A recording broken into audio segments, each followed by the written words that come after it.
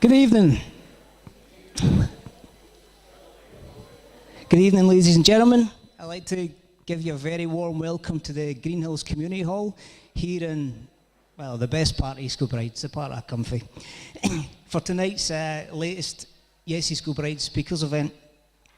So Yes East Kilbride, I'm sure you know what we do. We're currently working through a campaign to cover as much of the town again. Obviously, we've not got a referendum in our hands just yet, but we're here to make sure that we are giving an alternative to what you're getting from the mainstream media. You get the chance for people across the community to come and hear not just fantastic speakers, but a chance to actually get involved and ask the questions that are important to you. So just a wee bit about tonight's format. We're going to start off, we'll hear from each of the respective speakers. And then after that, we'll open up the debate by offering questions, obviously, to the floor and indeed to the folks that are watching across the Independence Live service tonight. So, as I said, this is the first in a series of events that we'll be having across East Kilbride. Tonight's subject is obviously on the subject of From No to Yes. Now, we're now 3 years since the last independence referendum. 3 years. Wow. Flew past. And it's amazing that in that time so much has changed. Probably more than certainly any of us that were involved in the campaign at the time would have probably imagined. We've got the being dragged out Europe. You know, we've got the absolute destruction of the Scottish Labour Party, the stronghold that had been certainly in all my lifetime. And also many more changes that, you know, just again, the fact of the matter is that the landscape of the debate has entirely changed since 2014. And one of the key points, and certainly the reason that we chose tonight, subject to be from no to yes, is mainly around the fact that if we look, for example, Dr. Daly from the, what's his name again? Dr. Daly, so I need to worry about it, I'll give the details later. He done a recent study in behalf of looking at statistically what's the situation with regards to the voters' views since 2014. Because obviously with all that turmoil and change, we must have thought, yeah, surely things have changed, people have changed. Now, although that data is dated from February, the reality is he suggests that if the vote was to take place tomorrow, it would probably be the same result. You'd have 55-45. And that might be quite surprising. But the key part about this is that obviously, if that's still the case, if we're to achieve independence and all the promise and hope and things we want to achieve off the back of that, the key is not to alienate people who voted no the last time around. Most of these people might just be one conversation or one change of state to actually be at the other side of that argument. So, you know, talking down no voters and stuff is not the way to progress to get us towards an independent Scotland. And indeed, our first speaker tonight is probably a great example of that. He's an avid campaigner for social justice. He was a prominent member for the No campaign during the Better Together campaign of 2014. Ladies and gentlemen, Mr. Mike Dailly.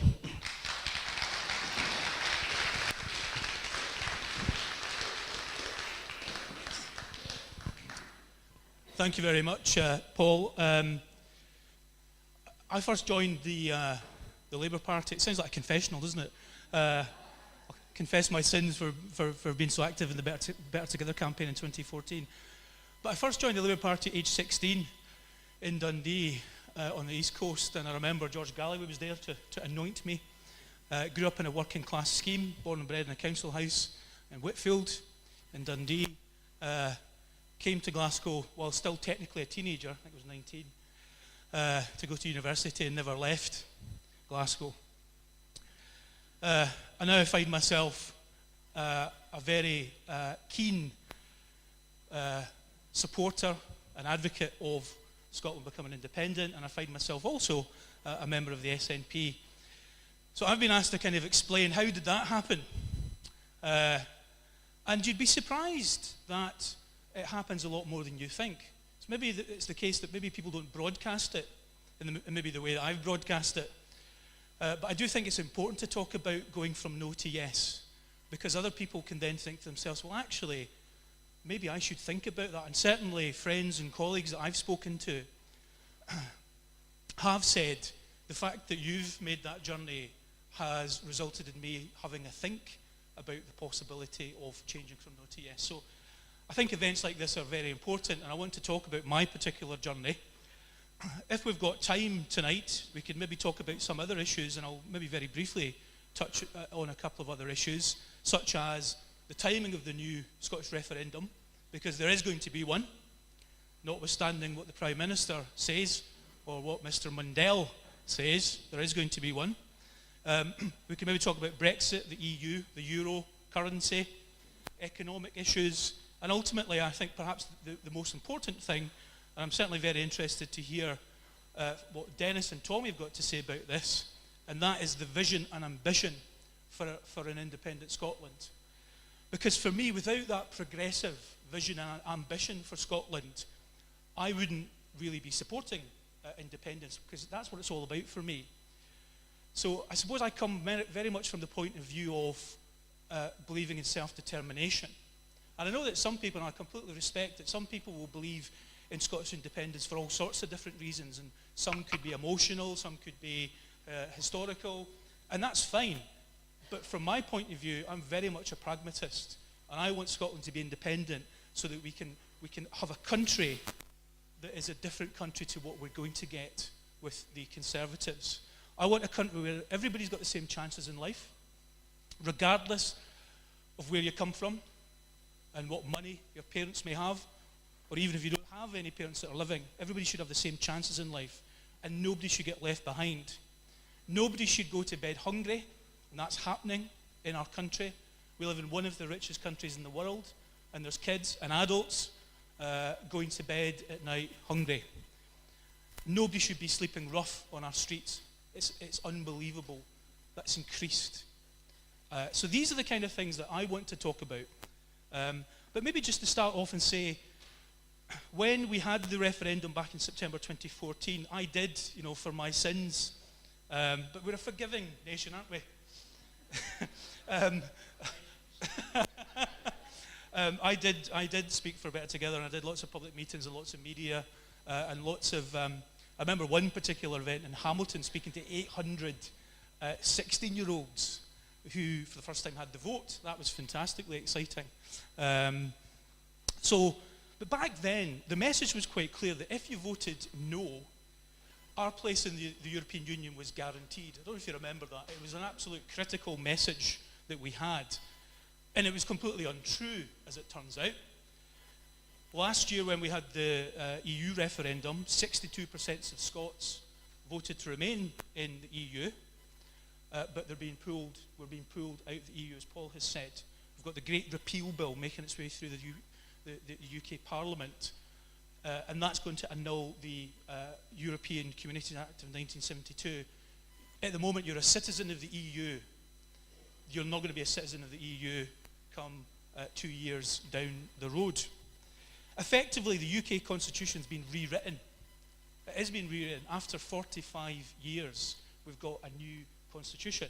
Now, for anybody that says that's not the game changer, that means there needs to be another referendum on Scottish independence, for me, that event creates the case, a very cogent case, politically, legally, and morally, for another Scottish independence referendum, because the rules have all changed. It's almost like, this just happened last year, but it's almost as if we now live in a completely different world because of what leaving the EU is going to promise for us. So that kind of helped me crystallise my thought process, which probably took maybe the best part of a year. I wouldn't say it was the underlying rationale for me going from no to yes. I think, as I say, it crystallised it, it brought it all together in my mind. And ultimately, I'm going to talk about, I think, what was really kind of underpinning and what was getting at me for probably longer than a year, probably quite a few years, if I'm honest. Now, the Tories like to remind us that the Brexit vote is a UK vote. So all this stuff about Scottish independence, it's the UK that's party to the treaties. But as I say, it's changing our citizenship, it's changing our constitution, and I think it's the most radical constitutional change in my lifetime, which is why I say that is an absolute slam dunk case to have another Scottish independence referendum.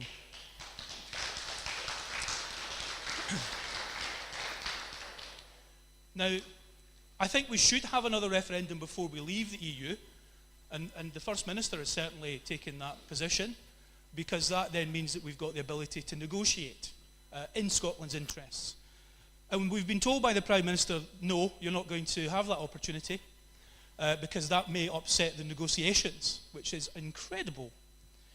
We've even had David Mundell, who's even more mischievous and disingenuous, saying that, well, there won't be another Scottish independence referendum until later in the late 2020s, which is incredible.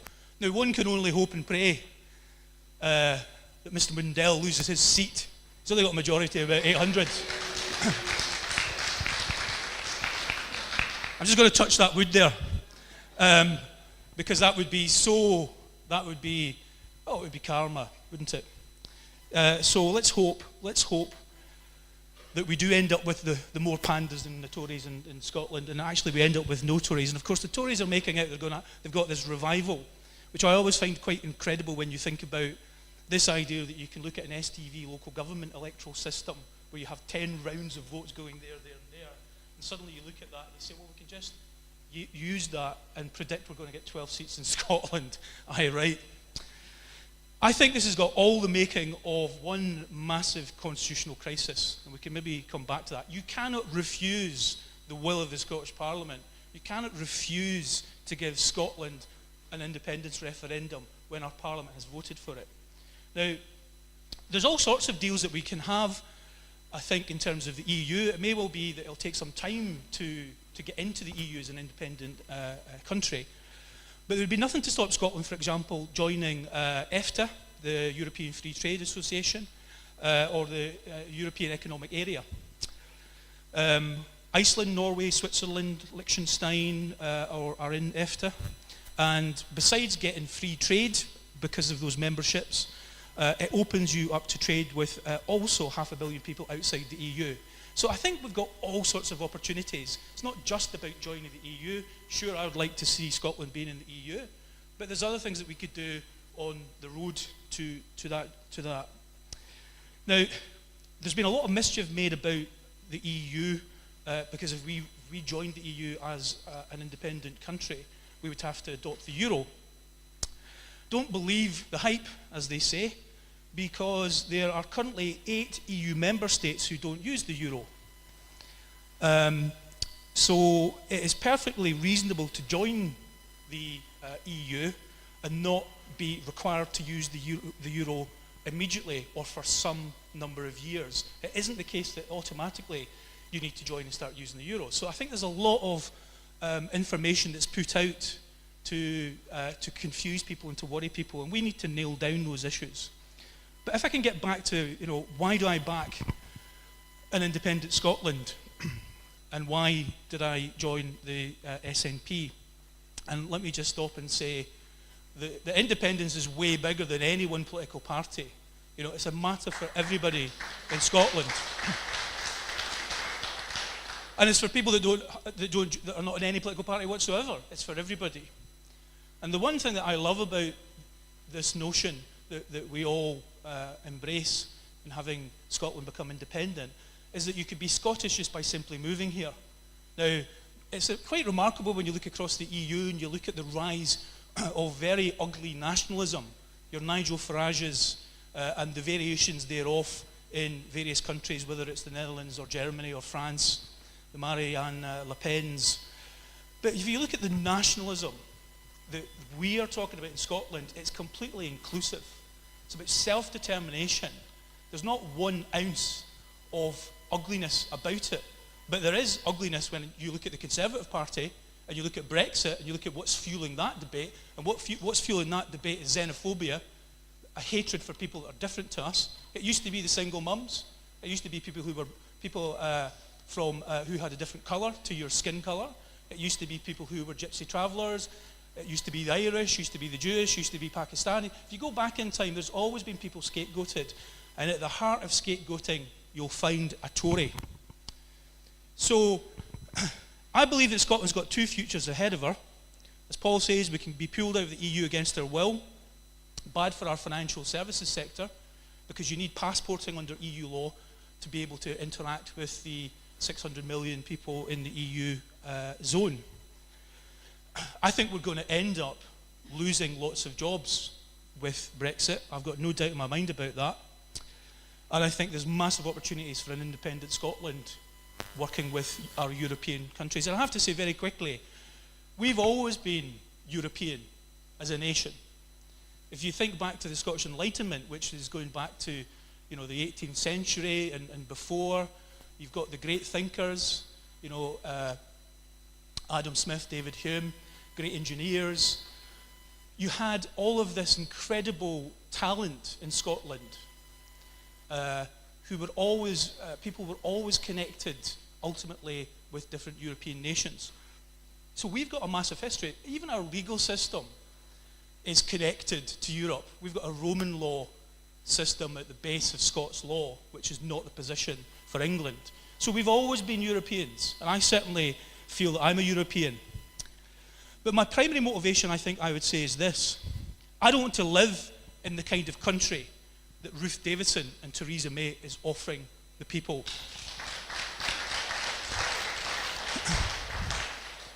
They talk about how they're the party for the working class. I've never heard such nonsense in my life. All they care about is what the Americans refer to as the 1%ers. The 1% at the very top, the cream at the top of the milk, who have got all of the assets, all of the resources, and they make money from workers because all they have to do is put their capital to work. And you do the work, I do the work, and they make the money. That's all the Tories care about. I don't want to live in a country that has that at its heart. And it's worse than that. So the direction of travel at Westminster for me has been out of step with Scotland and what I believe in for a long time. Benefit sanctions, the Victorian values of the deserving poor and the undeserving poor. You remember the Tories used to put people that were poor in the workhouse, or they put you up a chimney to clean a chimney. That's what they believe in. That's at the heart of the benefit system. People living on money that's much less than you can possibly get by on, because you didn't go down to the job centre because you're looking after a sick Wayne, right? When you look at when the Tories came into power in 2010, there's a graph looking at the number of sanctions where people get their benefits docked, and it goes up, I kid you not, exponentially like that. And that's the Tories. That's what they've done. Not only do they want to give you nothing, and they want you to pay for everything through your taxes, but this is what I really dislike. I wouldn't use the word hate because I don't hate anybody. But I completely dislike and detest the fact that the Tories, notwithstanding all of the nasty things that I've talked about, they want to punish people. They want them to have misery. And that's what's at the core of people like Ruth Davidson. The rape clause, as it's referred to. Having a third child, you get no tax credits for. And Ruth Davidson thinks that that's okay. And if you were raped, you've got to fill in a massive, great big form. This is what the Tories are about. I don't want to live in that type of country. I don't want to. And austerity is a myth. If you look at the policies that Osborne introduced from 2010 under the guise of austerity, now we didn't need to introduce austerity because the financial crisis was worldwide. Starts very much in America, but banking's global. And it comes from the shadow banking market, it comes from derivatives, from COCOs, all these different forms of effectively giving people money, secure on assets that had no real value. People couldn't afford to pay things. Then you slice them, dice them, sell them, and ultimately they're packaged and sold. And eventually that bubble bursts, and it did burst. And so what then happened in the UK was that we bailed out the banks. And things are a bit different in America. Lots of people got prosecuted in America, people that were ultimately indulging in moral hazard, casino gambling, banking with other people's money. America did prosecutions. Do you know the only person that was prosecuted in the UK during the financial crisis was the guy that ran the Land of Leather. You know, the folk that sell you sofas, because they did credit as well. Nobody else got prosecuted. That's the Tories for you, ultimately. And I have to say, the Human Rights Act is on the list of things to go from the Conservatives. So I'm thinking, look, this is what really motivates me. The idea of another 15, 20 years of these guys in power at Westminster, dishing out more austerity and more misery. For me, I'm not having it. I want Scotland to become independent so we can say, do you know what? You do all that nasty stuff to people. You look after the 1%ers. I want people in this country to do things completely differently, to be egalitarian, to be progressive. And by the way, there'll be a lot of people in England, Wales, and of course Northern Ireland, who will want to come to Scotland. Make no mistake. I mean, London voted to stay in the EU. And we've got lots of space in Scotland, so I can see Scotland have an incredibly prosperous future. Let me just say a couple of things quickly, if I can, about Labour, because I don't forget that when Ed Miliband took the helm, and often we do forget this, all of the abstentions as the Tories sliced our welfare state, Labour did stand back and abstain. And I think they did that because Ed thought he was going to get elected, he was going to be PM. So he probably thought, well, actually, we don't want to be too radical because we might then have to inherit this. And to be fair to Jeremy Corbyn, fantastic set of policies. You can't fault the guy in terms of his ethos, his belief, his heart, his soul. But the problem is, they're going to lose seats in England and Wales. And that is something that we need to take on board. If you look, for example, there's an IPOS poll that came out today, which is probably the best poll that Labour's had in many years. Well, certainly in the last 2 years in terms of Jeremy. And that puts the Tories with a lead of 15%, which you remember the other month, the Tories were on a 21% lead. But it's interesting because they're hoovering up the UKIP votes and they're hoovering up votes from Labour. UKIP's now on at 2%, which it was in double figures just last month. And I think what's happening is, I think this is the genius of Theresa May's plan, which is to mobilise the Brexit voters in a first-past-the-post system to vote Conservative. And if that happens, we're going to see Labour MPs, people who were Labour MPs in England and Wales, lose their seats. So what I'm saying is, I think sadly what's going to happen is, we're going to have the Conservatives returned, and I pray that I'm wrong, but we're going to have the Conservatives, I think, return to Westminster with a bigger majority. I don't think it'll be as big as they hope. I don't think it will be a landslide. But let's say they go from having a majority of 12 to 100. May will take that as a mandate to do even more unspeakable things. Now, that prospect of another 15 years of the Tories running the show is absolutely terrifying from my point of view. And I think if that happens, and certainly from people that I've spoken to, and people in London that I've spoken to in Labour, then I wouldn't be surprised if there's then a breakaway party in Labour in that eventuality, which again fulfills my sort of suggestion that we're going to have the Tories having a clear run of it at Westminster. Meantime, back in Scotland, Scottish Labour's already imploded. The corpse is deed, it's just that nobody's told them they're deed. Maybe somebody should tell them, but nobody's got the heart, have they? And it breaks my... I mean, I know I'm laughing, but you do have to laugh because you couldn't make it up. You could not make up what's going on. Scottish Labour lose 1/3 of the seats for local government, and then they come out and say, actually, we did not that bad. Right? They spend all their time criticising independence, as do the Scottish Conservatives. They speak about Scottish independence more than any other party, more than the Greens or the SNP or Solidarity. It's incredible. And yesterday we discovered that Labour councillors in Aberdeen have done a deal with the Tories. Now, what we also discover is that there is also looks like there's going to be a deal in North Lanarkshire and West Lothian. Now, how could you be a Labour Party member and think that it would be better to work with the Tories than to work with the SNP? I hear that in Fife it looks like the SNP could be working with Labour. Now, Labour should be working with the SNP and the Greens, right? Because they're closer in terms of what they believe in than the Conservatives are. But it just goes to show you how dysfunctional politics in the Scottish Labour Party is, that they would rather work with the Conservatives than the Greens or the SNP or anybody else for that matter. So for me, voting yes in a new Scottish independence referendum is the only way forward. It's a future of hope, opportunity, and a society that I want to see, as opposed to what Theresa May and Ruth Davidson offer, which is inequality, darkness, and human misery. And maybe if I could just finish on, because obviously I can go on forever given my given I speak for a living. I think Tommy could probably go on even longer than me, though.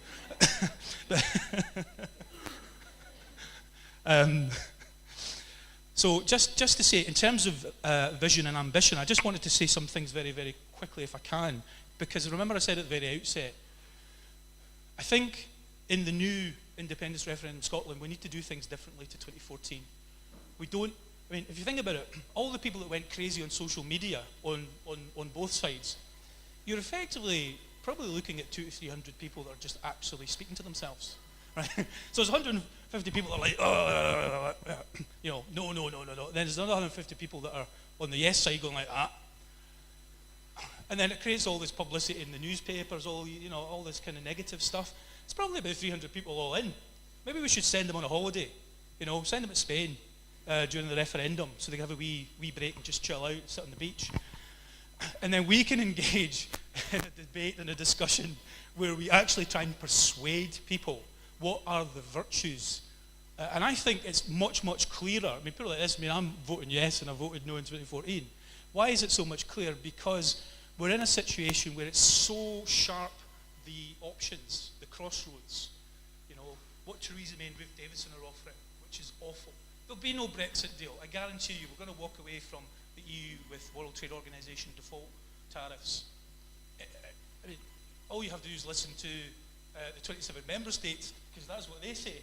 There is no sweet deal. Theresa May is completely delusional.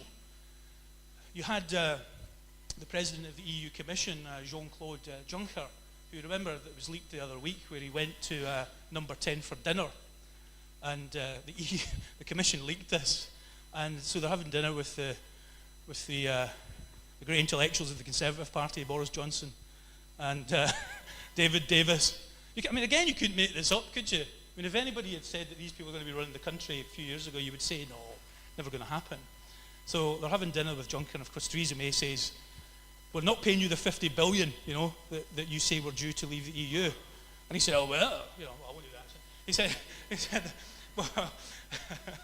He said, you're not getting any of the things that you were looking for then, And she was like, oh. So that was, I think, the first course. And you can imagine being a fly on the wall at that dinner. It must have been awful, because there's like no conversation, no chat, just completely opposite positions. So I think Brexit is going to be an almighty disaster. And this idea that May says we're going to get a sweet deal from Donald Trump, really? Really? Do you not read his tweets? Nobody's getting a sweet deal from Donald Trump. So that's the future we've got. This terrible Brexit lurched to the right, with the Conservative Party not just taking the clothes of UKIP, but actually taking them and going even further in their extreme regressive views. And what is the option on the other side of the fence is Scotland doing its own thing, being its own country, doing things differently. And again, to finish on this quickly, what are the kind of things that I would want to see? Well, I want to eradicate rough sleeping and homelessness in Scotland. We could do that.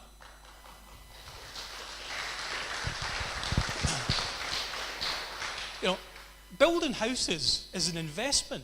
You could build houses. You could, for example, put some pension funds that are sitting away getting rubbish rates, put them to work building houses, social housing, that would have rents that would be coming in, that would pay back that money, for example, to pension funds. Unison has suggested this.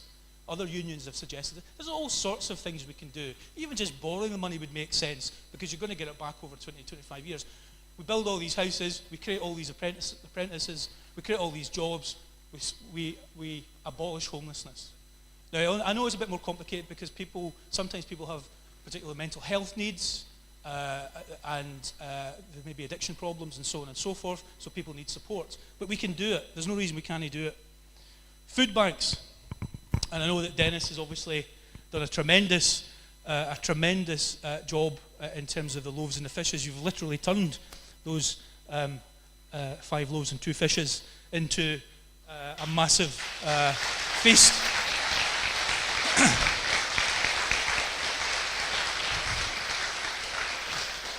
And that's the kind of spirit we've got in Scotland, and that's the kind of spirit we want to see much more of. And we would see much more of it as an independent nation. But I hope you won't mind me saying this, Denis, but I would like to see food banks become completely unnecessary. Unnecessary.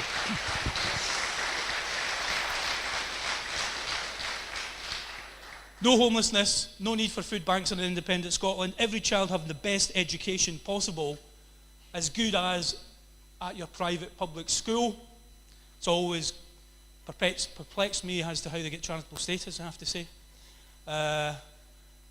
But nevertheless, I think we need to make sure that everybody gets the same opportunities in life. We need to sort out our infrastructure. We can invest, you can borrow to invest, improve our rail system, improve our roads. In terms of our railways, nationalise our railways, bring back things into the ownership of the people, and ultimately create jobs at the same time. These are the things we need to do. Workers need new rights, real rights. You know, there's been a 70% reduction in employment tribunal cases across the UK because the Tories introduced fees. £1,200 to go through the ET tribunal, unless you're on a very, very, very low income indeed. So if you're the victim of sex discrimination, unfair dismissal, race discrimination, disability discrimination, you can't access an employment tribunal. Now what that means to me is you've got no access to your legal rights. This idea of the rule of law and everybody being equal before the law becomes redundant. You can't access your rights. We need to scrap that in an independent Scotland. Disabled Scots being penalised for being disabled. They're being charged more to get less services under self-directed support. That's wrong. So these are the type of things we need to have in an independent Scotland, and I'm incredibly optimistic, and as I say, I'm utterly convinced that we will have a Scottish independence referendum, and it won't be that long. We'll have one, we'll demand one, and we'll get one, and we're going to win it. Thank you.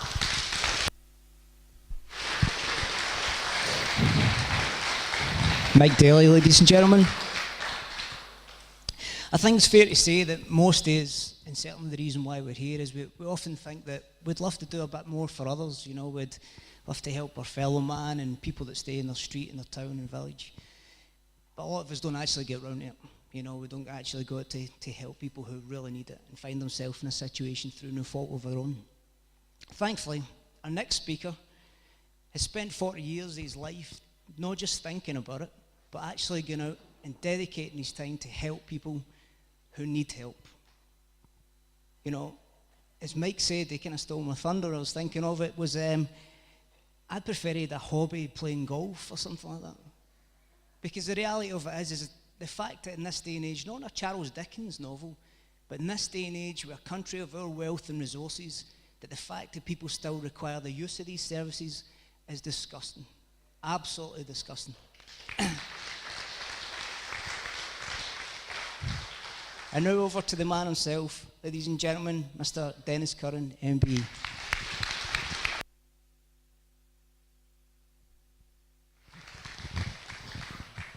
Good evening, ladies and gentlemen. I'm here to tell you my journey. I'm not really a political person, Well, I used to think I wasn't a political person. It'll not be too hard to understand what I'm going to vote for anyway, you know. I'm duty bound. I'm nearly 74. So whatever happens here isn't really going to make a big, big difference in my life. Lived through Maggie Thatcher and all the rest of them, There has never, fact, there has never been a government that done what they said they were going to do. Fact. And I don't need anybody to tell me what Labour didn't do. And I don't need anybody to tell me what the Tories have done, because we all know. I want somebody to turn up and tell me what they're going to do and how they're going to do it.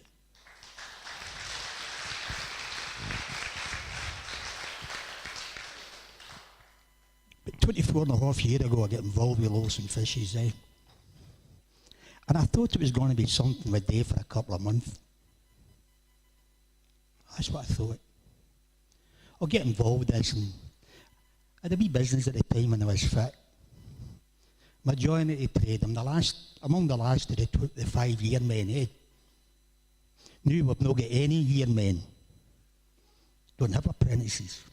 But anyway, I get involved in this charity, and we used to deal with furniture. Been it a few months, and I decide this isn't really what I thought it was going to be about. I really don't fancy this humping furniture upstairs and all that, and they're no in. You know, you get drug addicts coming here, need a suite. Need a suite, they need a house. But you get them the furniture and you take it to them and they're no in. Because their biggest need is getting sold down the road. And they're way to get that. And you're left with that furniture. But I turn up at a house in Pollock, Dormanside Road, and it changed my life. Literally. I go to this house, husband and wife, 2 wee boys, one's 6 and Lorraine's about 4, and she's pregnant. Drugs and alcohol's involved, right? And I go into the house, 3-apartment house. Apart from the fittings that comes with a house, the only item of furniture was a wardrobe. And it lay in the living room floor with the doors and the floor. And that's where the 4 of them slept. And there wasn't a mattress on it. And there wasn't sheets or pillows. And there was no blankets. So it was pouring the rain, they came home, they took their coats off, and they shook them dry, and the 4 of them slept in the top of that wardrobe. That's the guy's truth. We're privileged to play a part in that, you know. But you see, the problem has already been mentioned. The problem isn't homelessness. The problem is what causes that homelessness. Alcohol. Now, my wife's been going to meetings since 1992. And God's my judge. The only thing it changes is the faces and the date. That's all it's changed. They're still talking about things today that we were talking about in 1992. People not having a house. What are we going to do about it? And all these things, all these meetings are all held by social work departments. Well, they're people that organise them, and it's good, eh? But 3 years down the line, the person's the chair moves on. Somebody else comes in and you're back to square one. Nothing gets built on. No, we nearly got rid of homelessness. I don't know if anybody's been doing Circuit Hall Street lately, or a Giles Street, or Union Street. Take a walk round at 10 o'clock at night, and there's hardly a doorstep that hasn't got somebody sleeping in it. And my wife spoke about that 7 years ago, when they were cutting back now. We're going to shut the big Eastern and we're going to shut this one because we don't want these big places with all these people. We're going to make it an 8-roomed. And my wife says to me, well, what are we going to do? She says, the restroom is coming along. She says, how are you going to manage if you can't get into your work in the morning? What do you mean? She says, there'll be people lying in the street sleeping. Don't talk stupid. Don't only bits you get rang. The people that's sleeping in the street are courteous enough to get up and move out before they want into their work. Maybe we should let them go down and sleep in George Square so where councillors can't get in. And then they'll not have any pay. If they get paid for what they do, they wouldn't have a pay. Because they don't do it. 2017, and we've got people sleeping in the street in an educated country. It's immoral. Totally immoral and wrong. 2017 in an educated country with all the amenities, plenty of it, but people can't eat. There's better going on during the war than there is going on now. I was born in 43, and they stopped the ration books in 53. And I remember going to the shops with my mum, and they'd tear out the coupon, and that's all the messages you could get. But see, they tore that coupon out. The woman in it, their purse, and paid for their groceries during the war and food shortage. And here we are in 2017 and there's no world war. There's that much food that's getting dumped. And people are coming to food banks because they've no money to buy food. That's wrong. You don't need to be the brain of Britain to work that out.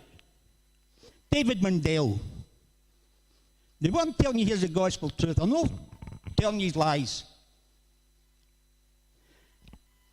Linda Fabiani asked me if I'd go to the welfare committee and speak, and I'd done it. And I don't know if that is a good thing or a bad thing or what. There's a man there, video and everything, and he put my speech on the video, and it went boom. Thankfully, I was sitting in Australia when it happened, because there was 400 calls come in. I didn't need to answer them, you know. But I said to him at the end of it, now, Denis, what do you think the real problem is? You know, they think we're stupid. And I said, yous. And Linda walked away laughing because I already told her. He said, what do you mean, us? I said, you tell that many lies, you wouldn't know the truth if you fell out of the tap yet. Oh, don't tell us all with the one brush. I said, well, I do. Because see, every one of you stand up before voting. It's happening now.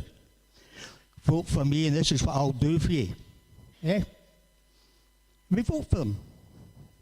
And 3 days later they're telling what they're going to do is. No, we forget. What we forget is we are their employers. It's time we tell them what to do. Theresa May's there because Sunday enough clowns voted her in, eh? She's one shrewd woman. She's no stupid. Lies. There'll not be another general election in 2020. Oops, we're going to have one in a week's time. It's lies. And that's what it is. We've got a man that came to us at Christmas. Came to us for quite a while. And the lassie said to me at Christmas, we've no heard from so-and-so. Should you phone them? Aye, but we can't get up on the phone. So I try the phone, they answer. And I go down to his house. And I chap the door. Now this man, he's 64, eh? Bit of character, you know. Didn't he keep well? Really did he keep well? But he had a bit of joviality about him, you know, and winds you up a wee bit, you know. And comes to the door. And I hardly recognised this man. I said, what's the matter? He says, they've told me I'm fit for work. I said, well, you can appeal it and we'll get somebody to help you. He says, it's a waste of time. 10 days later, I get told I was terminally ill. What the hell's going on? When somebody can tell somebody they're fit, and a few days later they're told they're going to die. Who are these people? They're certainly no doctors, and they certainly don't look at a doctor's notes when they come in. Lift your hands above your head, pick that 2 pence up, you're fit for work. We've got a man now. They told him he's fit for work. He's not worked in over 12 years. He can hardly breathe, the guy. But he's fit for work. Told him 3 weeks ago. He came in to me Monday morning greeting. Because he's got this letter telling him he's to pay his full rent. All benefits have been stopped. How does somebody pay a full rent when you're on the brew? And you've been getting benefits? What's happened to these guys that said, I said at the welfare committee, wee Gina, wee Tommy, does a wee job that they shouldn't be. And I'm not condoning it, but they take this wee job and they get themselves 20 quid. And they go and they buy butcher meat and they put it on the table for the kids. And they get caught. Their benefits are stopped instantly. They're branded a thief and a liar. On the other hand, we had wonderful ladies and gentlemen misusing expenses to the tune of 5 figures. And they were called gentlemen. And I said to them, I can't get my head around that one. I said, and the next one is the easiest of all. The companies that will not pay their proper tax. Because you just go and say, you have not paid the proper tax. You and you are the managing directors of this company. you've not paid your proper tax, and you've got to the end of next month to pay your tax, or you and you as the managing directors are going to jail because it's against the law.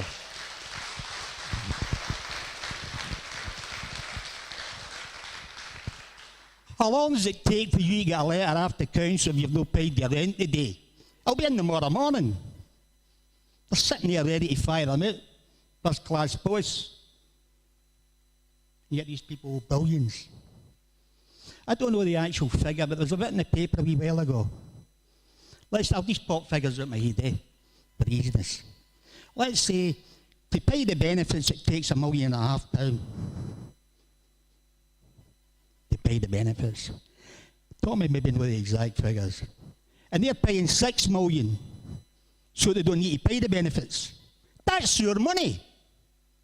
Why are we allowing that? Why are we allowing the misuse of our money to penalise people that's no good? Do you know what it is to get up and open a cupboard door and it's empty? There's nothing in it. And you look at your kids and you say, what am I going to do? How am I going to feed them tonight? And somebody says to you, go to Loaves and Fishes. And you spend the night walking the flare. What am I going to say to them? What do they say? I can't get it. What am I going to do? And they come to our door and we open the door and they burst out greeting. And they can't talk to us. Yeah. They're humiliated. Humiliation is the worst sin on this earth. And there's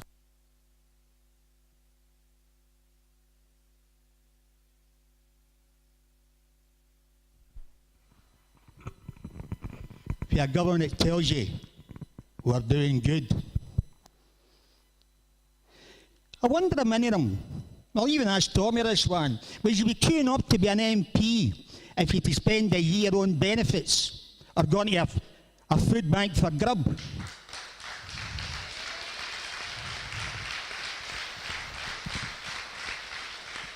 I served my time and I served 5 years. A few years ago with a treasurer that had never done a job. He's earning the money for the country. And now his pals told you he was a clown, eh? Jobs for the boys. You can say no, you can say anything you want. Christmas time. We're in 15 Curran Place. And there's a queue from our office right round to the back door. And it's the saddest Christmas I've spent in 20.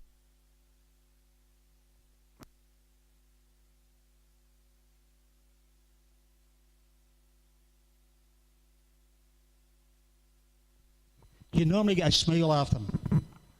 Yeah. Maybe take a wee while. You have a wee sign in the door. No smile, no entry. And it works, eh? See, last year, we had mothers and fathers standing crying. East Kilbride, 3 days. 350 families walked through our door in East Kilbride. That's no counting what we put out to social work departments and welfare nurses. And some people say to me, well, they're maybe getting that twice. I said, good luck to them. I don't sit down to tinned meat. And David McDowell came and he invited me to his office in Edinburgh. And I got stew. And he's got his wee team with him that we're paying the money for, by the way. Come in, Mr. Curran. Only I can't talk the way they talk. My wife and I sat down. There's a bundle of papers in front of him.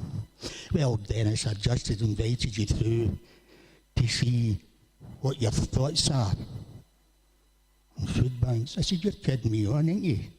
You brought me all the way from East Kilbride to Edinburgh to ask me my thoughts, and they're on that paper there, because that's the minutes for the welfare committee. Oh, no, I don't mean it that way. Personally, what do you think? What's the problem? I said, yours. What do you mean? I said, you don't care. Oh, now, Denis, I said, hold on a wee minute. You really don't care. Because if you can send a family away with kids with nothing to eat, you don't care.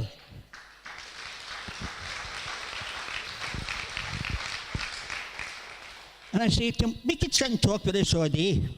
Why don't you come to your unit and spend a day with us? I said, come on a Monday or a Thursday, and you can come in at night, and we'll take you out at night and show you what we do at night and all.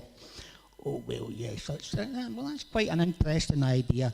Let's wait till after Christmas. So I walked through the door. I've got to be honest here, I said to wife, that'll be it, you'll not see him. But after Christmas, I got a phone call, I got an email. He'd like to come, and he came. And he stayed for 2 hours. And I'll be honest with this part, I picked certain people to come the day he was coming. People that wasn't frightened to speak. No abusive, but to tell honestly and willing to tell their plight. And he stood outside my door at the end of 2 hours, and his parting words to me, quote, "It's not right, Denis, is it?" I says, "Talk cheap, what are you going to do?" 2 or 3 days later, he's closed the paper, opened a food bank. Why have you got food banks? Why have you got to go to work and get your money and then come home and put tins in a box for somebody else? When benefits were brought out, it was based on the national poverty line. So the national poverty line's now dropped. I was invited on to a talk, and this guy's talking about these people. That annoys me, these people.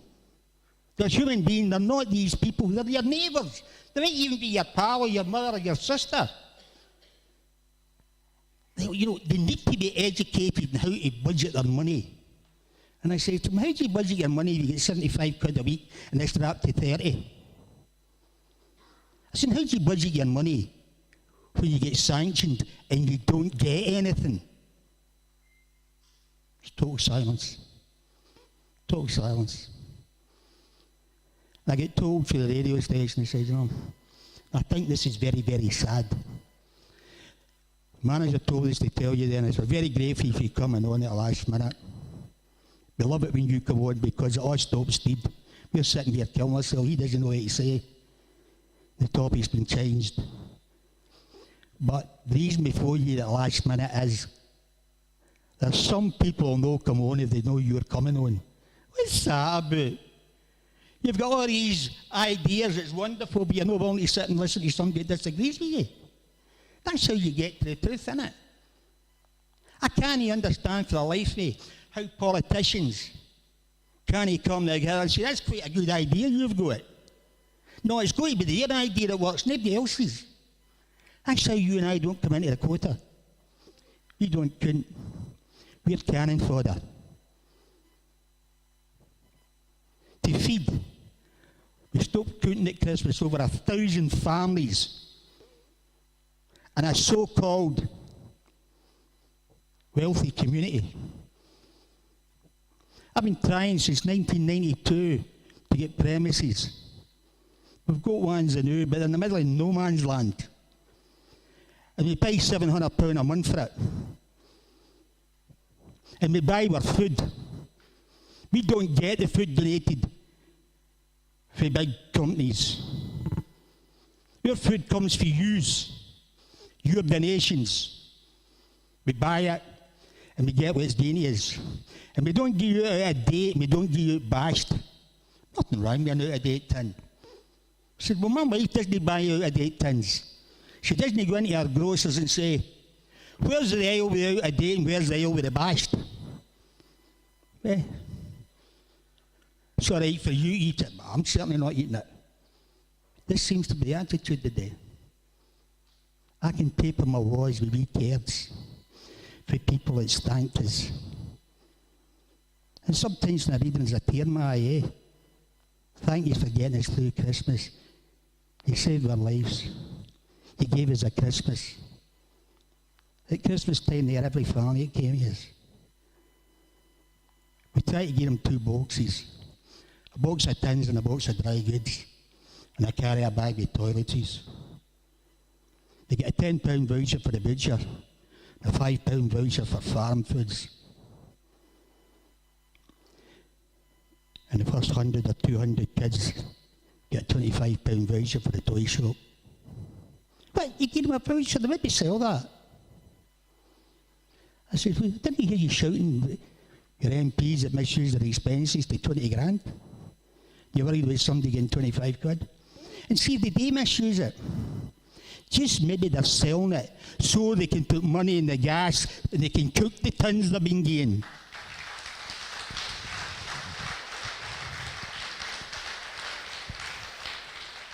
A wee woman sent us she gave it to the social worker. I can't thank Lawson Fishes enough. It's the first time in years my cupboards have been full. And I've left all the doors open. And I keep running from my living room into the kitchen and pinching myself that I'm not sleeping. Because my cupboards are full of food. Is that not what should happen? Naturally, if you're on a living wage. What's a living wage?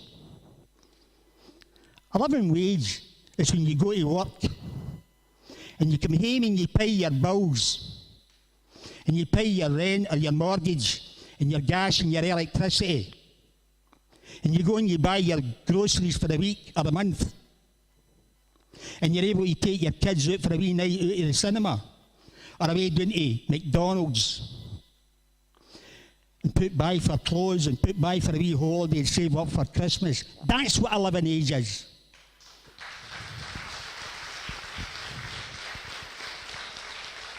That's the real truth, eh? No getting told, oh, you're 2 minutes late. You're sanctioned. And Lassie came here. She to sign on at 3 o'clock at 2 different bits in the same place, eh? Sign on to get her money and go and see somebody about what she's doing about a job. So where do you go first, eh? You go to sign on because you need your money. She go to the other place at 3:05 and they sanctioned her. Oh, why did she phone? Need money for a phone. Don't have a phone. Have you ever tried phoning these places? The man I was talking about there and now was at Citizens Advice Bureau and they gave up trying to phone them. Nobody answers the phone. You just walk by it and let it ring. And people are getting sanctioned because somebody thinks they're not doing enough. And what I'm going to tell you is the truth. There was a meeting in our unit. The 5 social workers came here. And it's when all this came about. And this guy said, Denis, I've just left a meeting. And we've been told the H is to get 8 people a week after the Bennett system by any means possible.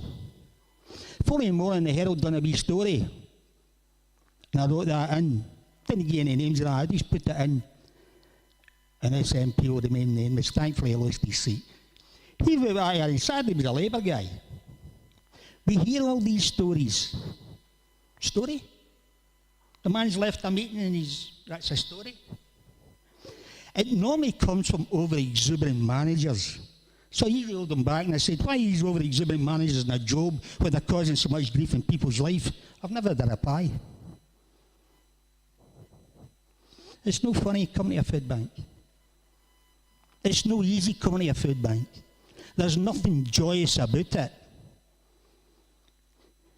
And nobody walks 3 and 4 miles in the pouring rain with 2 kids for a bag of tins they don't need. They come because they're desperate.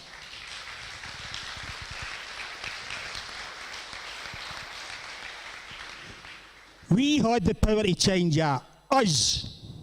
Use it. Well, ladies and gentlemen, Denis Curran MB. I think one of the key points about that as well is something to open my eyes to is campaigning in and around East Kilbride changed my view of, again, the town that I grew up in. I had people who had a nice suit, worked in a nice job, good living, nice house, all these things. Didn't think that these issues were their problems. There was this Sam Alright Jack, and I'm like, what happens in your life for you to actually think that that's acceptable? Because the thing that they don't realise is, as I get, obviously a lot of the people there are people who are working full time, you know, but on a wage that they can't get by on. Worse than that, we're all one P45 away for finding ourselves in a very similar situation. None of us are protected about it. And again, as Mike touches on, if we've got another 10, 15, God knows what years of Tory in here, they want to dismantle that entire safety net that's to help people in that situation. So it's no one to forget. So moving on, folks. Well, our next speaker, I'm pretty certain, doesn't need any introduction. We've also said he doesn't need a mic as well, but we need it for the boys in Independence Live. Of course, he's the former MSP. He's part of the Solidarity Party movement, and indeed he's also involved in the Hope Over Fear rally, which goes on annually at Freedom Square. Ladies and gentlemen, Mr. Tommy Sheridan.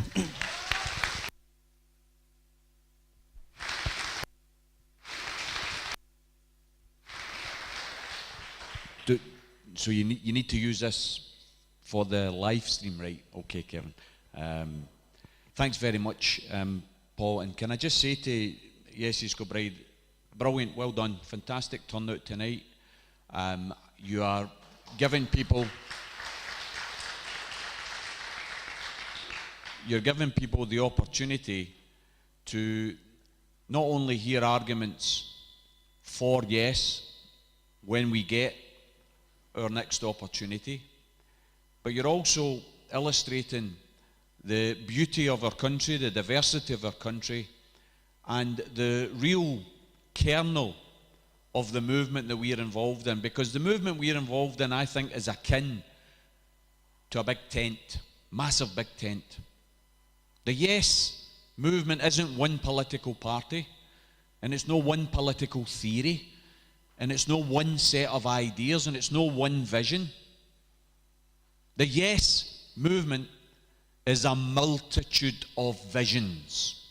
It's a multitude of arguments. It's a multitude of political parties, and it's a multitude of people in no political party. We are all united here. We are all in unison in relation to the need for an independent Scotland. And yet, we will have different visions of what that independent Scotland is going to be like. That's not a problem. That is an advantage. That is something that should be celebrated.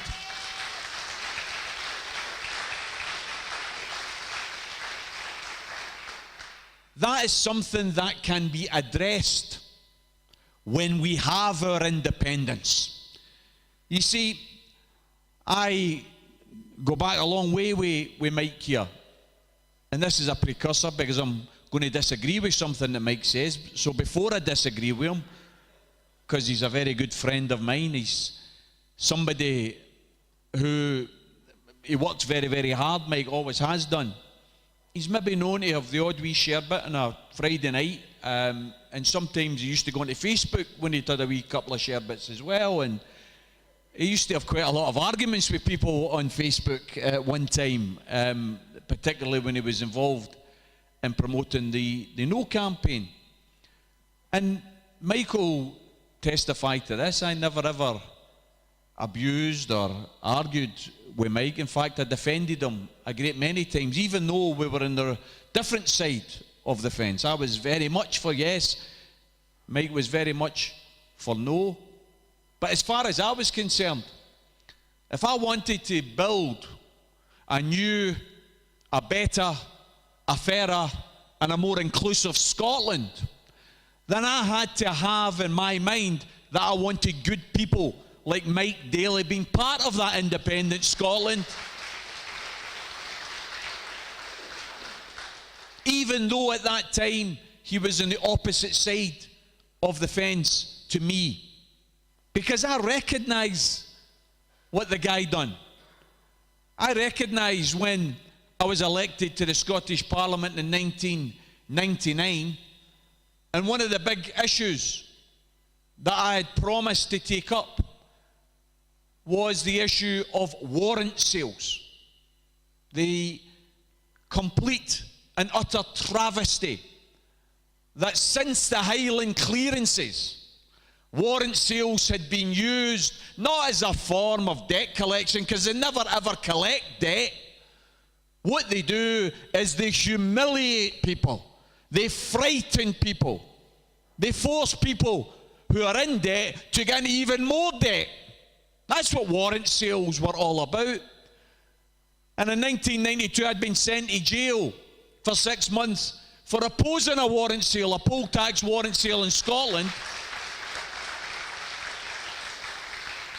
And I said when I was elected to the City Council from my jail cell in Edinburgh, I said then that we would fight to abolish warrant sales. So in 1999, when I got into the Parliament, I laid the first private member's bill to get rid of warrant sales. Problem was, I didn't know how to write a bill. I just knew I wanted the idea. I didn't know how do you write a bill. And I went to that man at the Govan Law Centre. And I says, Mike, can you help me? And Mike says, Tommy, I've never written a bill. But you know what? It can't be that hard. I'll learn how to do it. And that's what he'd done. That's what he'd done. He'd never written a parliamentary bill before. But he wrote the abolition of Pindens and Warrant Sales Bill. That's what he did.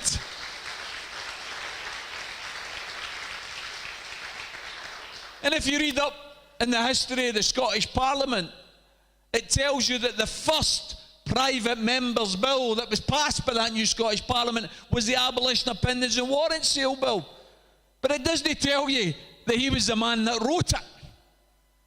And then, when we get rid of Pindens and Warrant Sales in the teeth of opposition, for that Labour mob who should have been ashamed of themselves, Mr. Donald Dewar, and I'm sorry here to go a wee bit of a diversification, but Mr. Donald Dewar might remember this story. There was to be a big debate in Parliament, and the local committee that had looked at the warrant sales bill had said, that's a great idea, we should support it. And the Labour Party would say, no, you can't support that. It's like Denis says, it came from somebody different, so we can't support it. Even though it's a good idea, we can't support it. Even though it was in the first manifesto of the Independent Labour Party, way back in 1888 when Keir Hardie formed it, abolition of warrant sales was there. But because it came from me, Donald Dewar said, no, you can't support it. He was half sick at the time. He'd had a heart attack. He was half sick. Crawled out his sick bed to have an emergency group meeting of the Labour Party in the Friends Meeting House, which was about 50 yards for the Scottish Parliament building, because we were using the Church of Scotland building at that time, 1999. And he had a 3-line whip. He called in the Labour MSPs, and he said, what you have to do this afternoon is you have to vote down this bill. Vote down the abolition of warrant sales. Vote to keep the humiliation of the poor for getting into debt. That's what Donald Dewar, father of the bloody nation, got his sick bed today. Fortunately, there were enough Labour MSPs in that meeting who started to put up their hands and say, I can't go back to Pollock and say I voted to keep warrant sales. I can't go back to the Gorbals and say I voted to keep warrant sales. I can't go back to Dundee and say I voted to keep warrant sales. He had a revolt in his hands. And later that day, Mike was there in the chambers. Nobody knew what was going to happen. It's the first and only vote I've ever had in the Scottish Parliament where nobody knew the outcome of the vote. Because they're all sewn up beforehand. Please believe me. That one was supposed to be sewn up. It was supposed to be voted down. But there was a revolt, and a number of Labour MSPs abstained. Some of them even voted for the bill. And it left the Liberal Democrats with egg in their face. They didn't know what to do, so they abstained as well. And the only people that voted against it was the Tories. And we passed the abolition of Pindens and warrant sales. And you know, in that one act, Denis Canavan made the point at that debate. He'd been in Parliament in Westminster for over 25 years. And he tried on 5 separate occasions to get the abolition of warrant sales discussed in Westminster, but there was never any time. With the new Scottish Parliament, we were able to get it discussed within a year of the Scottish Parliament being formed, and that bill itself showed the beauty and the value of having a Scottish Parliament where we could actually discuss issues that affected Scotland. And it's from my point of view that we then went on and took advantage of this man, because we said, okay, we've got that passed. What else can we do? Why don't we tackle the scourge of obesity, the means test embarrassment that a lot of children face because they need to claim a free school meal on the basis of showing that your mum and dad are in benefits? Why don't we, instead of means testing wains, why don't we introduce a system of free and healthy school meals for every kid in school? Why don't we do that?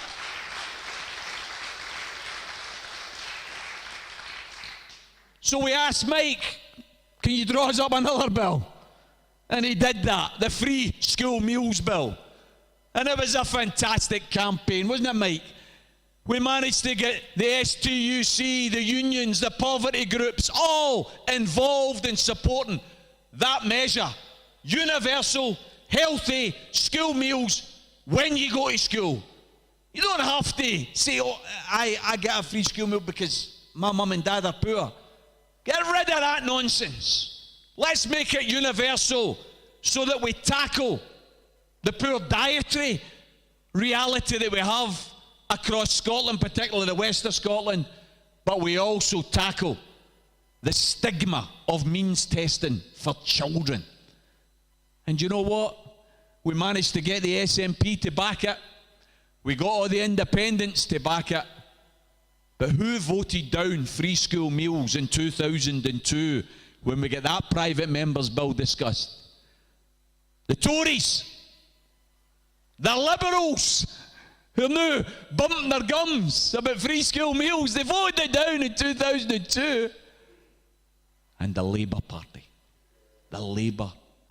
to their eternal shame in 2002, voted against universal free school meals. Brothers and sisters, the reason I tell you that is because that's why I never attacked that man. That's why I always defended that man, because even though he was campaigning against independence, I knew he had his own reasons for it, and I knew that there were honourable reasons at that time. And I knew that over time I would be working with that man regardless of the outcome, hopefully in an independent Scotland, to make Scotland a better place, because that's what he's dedicated his life to via the Govan Law Centre. Fairness and justice for working class people, people that don't have fairness and justice.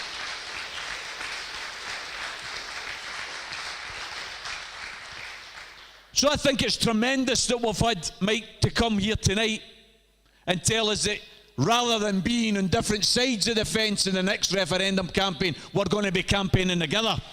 Absolutely brilliant.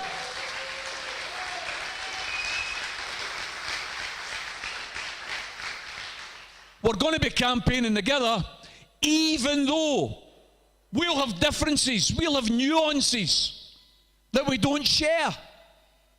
The reason, as Paul mentioned earlier, the Hope Over Fear campaign was formed at the start of the referendum campaign of 2014 is because me and people like me thought there was some questions that were getting papered over. There were some issues that were getting ignored. One of them was that we actually were socialists, and we didn't just want an independent Scotland, we wanted an independent socialist Scotland. That's what we wanted. And we felt this big massive yes tent was big enough to accommodate us as well. The white paper that we were campaigning around was good, it had some good things in it, but it also had some problems. I don't agree that we keep the pound. I think we should have our own currency, our own Scottish currency, backed up by a Scottish bank, a publicly owned Scottish bank. So it was important in the Big Tent that you came up with something different that was getting said by the official Yes campaign. I didn't want the Bank of England to have anything to do with an independent Scotland, I've got to say to you. I've also got to say that I didn't agree with the position of the Yes campaign officially when they were asked about the royal family. The line that appeared to be coming out was, and this happened quite a lot, nothing much will change. And I kept thinking, well, how can we inspire people if nothing much is going to change? But it seemed to be that there was going to be a slimmed down monarchy.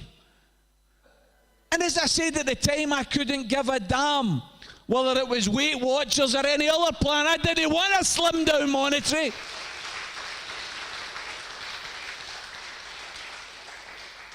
I wanted a modern, democratic republic. That's what I wanted for Scotland. I wanted a Scotland where it didn't matter what family you were born into. Every child had the same opportunity to advance and develop.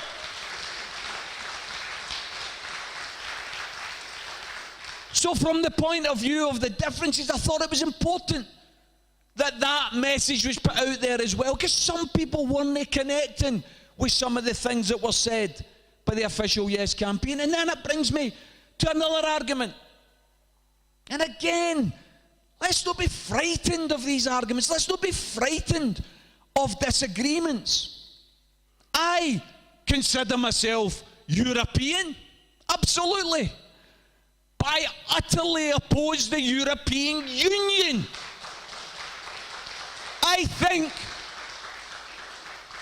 think the European Union is fundamentally an anti-democratic, pro-big business institution. Go and have a read at the Copenhagen Treaty. You will see that one of the absolute precursors to being a member of the European Union or to join the European Union is that you first and foremost promote free market economies. That's there. It's written into the Copenhagen Treaty.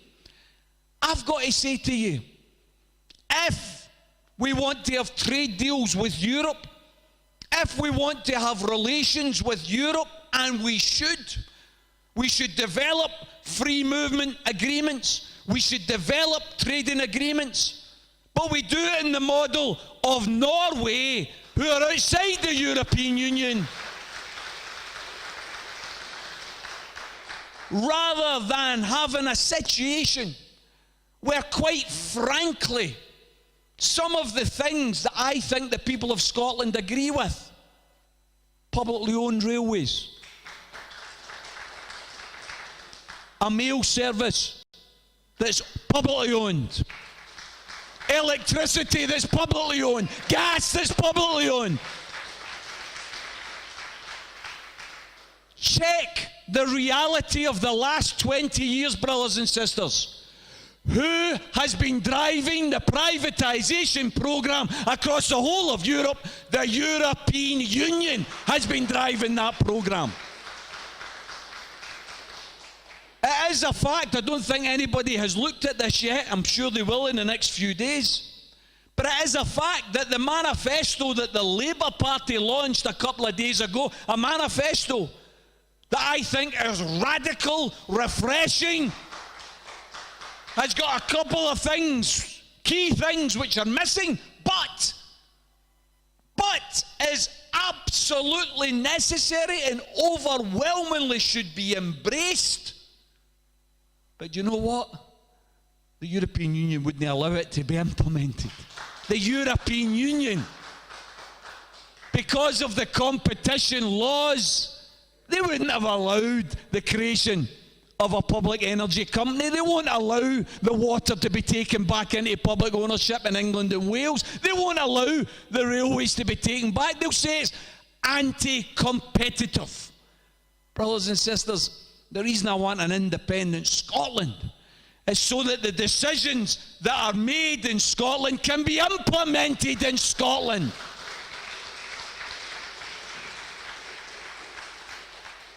But the important point is not that we fall out about having a difference of opinion over these questions.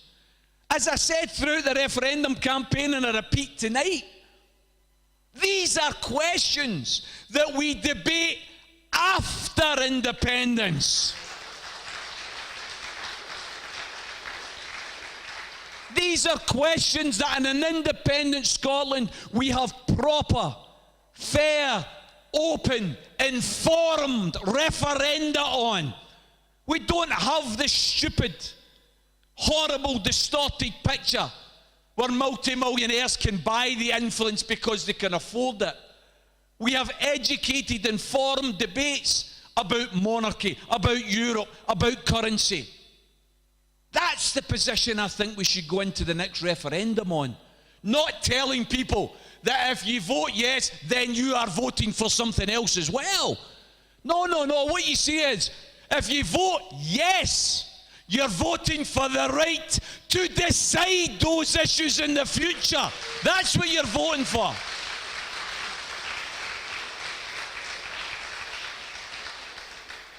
And I think, brothers and sisters, that it's absolutely clear that we have the fundamental shift that was required to justify a second referendum.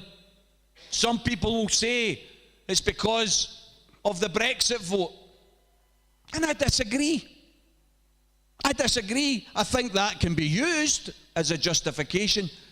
But quite frankly, brothers and sisters, for me, the fundamental shift was the 2015 general election. The 2015 general election. Because what happened was a political earthquake in Scotland. Who, during that campaign, I had the pleasure to address 121 meetings in every corner of Scotland. I had the pleasure to speak to tens of thousands of people all over our country. If I had, at those meetings, predicted that in less than a year's time, the Labour Party would be reduced to one MP in the whole of Scotland, I would have been laughed out of town. People would have said, you need to get the white coats for that boy. What you had in 2015 was a political tremor that turned into an earthquake that, as far as I'm concerned, changed the rules. That's what I think justifies a second referendum. Because in that general election, the people of Scotland showed that they recognised they were lied to, they were bullied, they were fed a lot of distorted stories by a British biased corporation.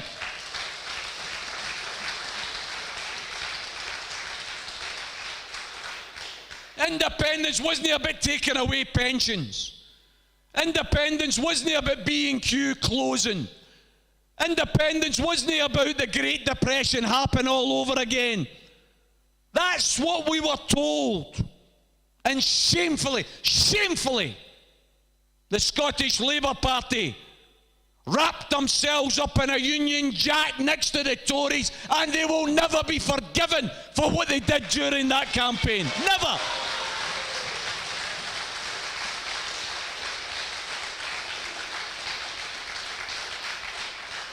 In 2015, people like myself, socialists, took it upon ourselves to argue, perhaps against the grain.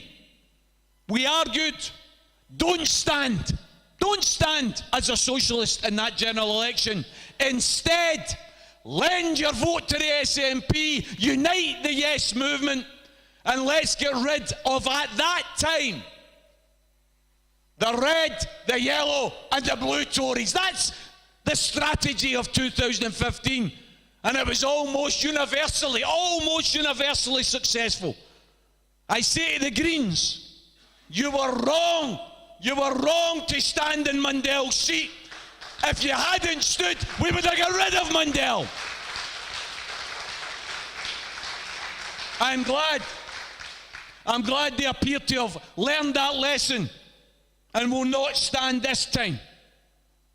56 out of the 59 seats went to the SNP. That was a massive endorsement of the Yes movement, of the Yes campaign.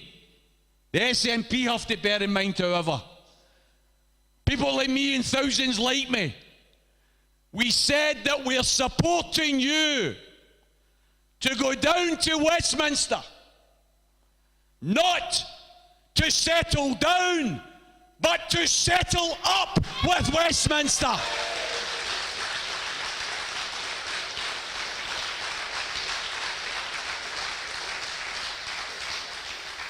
I'm personally not interested in how many committees and how many chairmanships and how many papers come out based on SNP MPs. I don't want them to help Westminster run.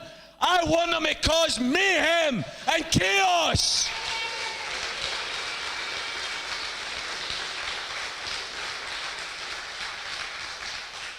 Westminster and the UK is a busted flush. It's over.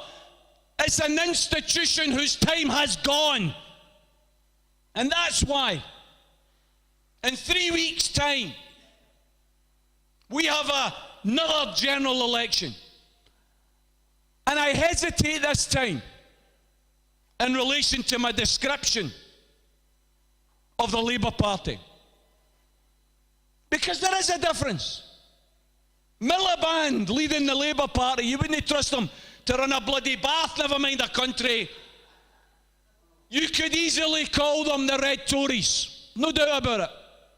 And even in Scotland, if we're honest about it, your Keza Dugdales, your Ian Murrays, you could even call them Red Tories. But where I draw the line is Jeremy Corbyn is not a Red Tory, brothers and sisters.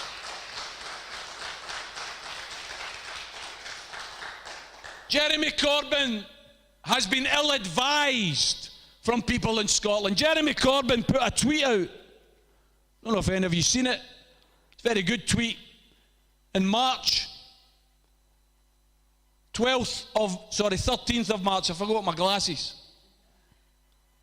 And it says, if however the Scottish Parliament votes to have Indy Ref 2, Labour will not block that democratic decision at Westminster.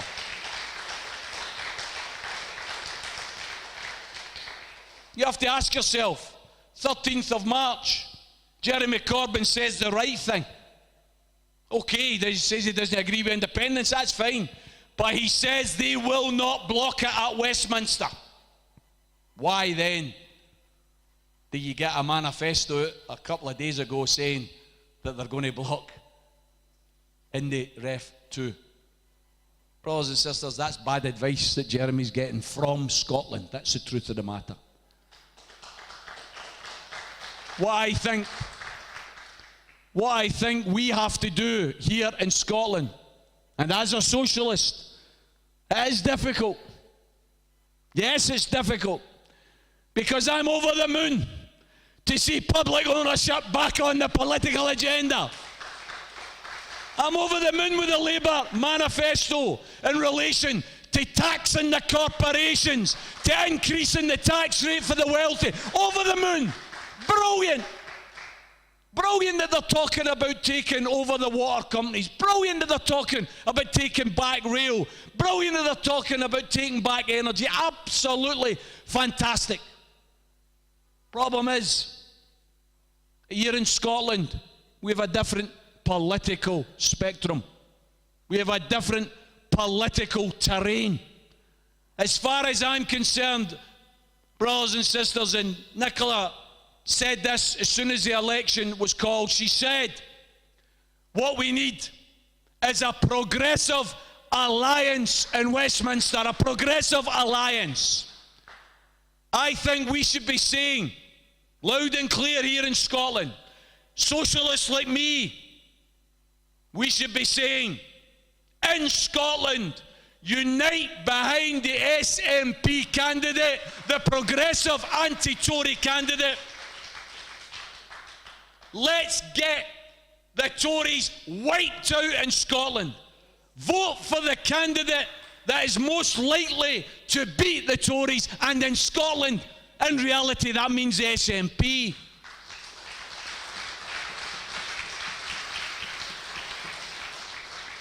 But unlike in 2015, I think we need to go further. I think we need to appeal to our friends, our family, our extended family, anyone we know in England and Wales. We have to say, vote for Corbyn's manifesto in England and Wales. You couldn't have said that in 2015, because what did Ed Miliband offer? Ed Miliband says, we support austerity as well. It's just that we'll do it slower than the Tories are doing it. That's not what Corbyn's saying. So I think those of us within the Yes movement who believe in a progressive Scotland, who believe in a fairer Scotland, a better Scotland, I think what we should be saying is SNP in 3 weeks' time, and in England and Wales, apart from the 3 Plaid Cymru seats in Wales, I think we should be saying, endorse the Corbyn manifesto.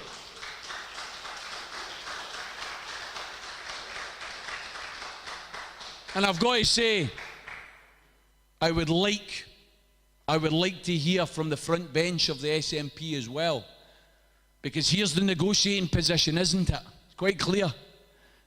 SNP front bench has to say that they support redistributive taxation, has to say that they support public ownership, has to say that they support the corporations being taxed more, has to say that they support the Robin Hood tax on international transactions, has to say they support the levy on companies that are paying their employees over £300,000.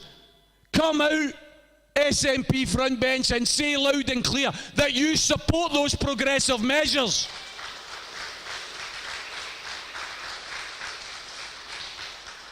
And on June the 9th, if the Labour Party has enough MPs to form a minority, and it needs the support of the hopefully 59 SNP MPs, then the quid pro quo is right in front of us, isn't it? The quid pro quo is, yes, Labour, we will support your manifesto, we'll support your progressive taxation, we'll support your public ownership, but in return, we demand, number 1, Indie Ref 2.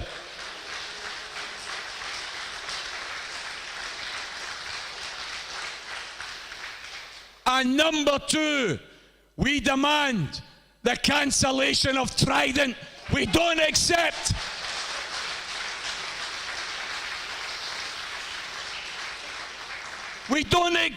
that £200 billion of public money, when you've got poverty and food banks all across this country, we don't accept that you should waste £200 billion of public money on scrap metal, because that's all they are, scrap metal.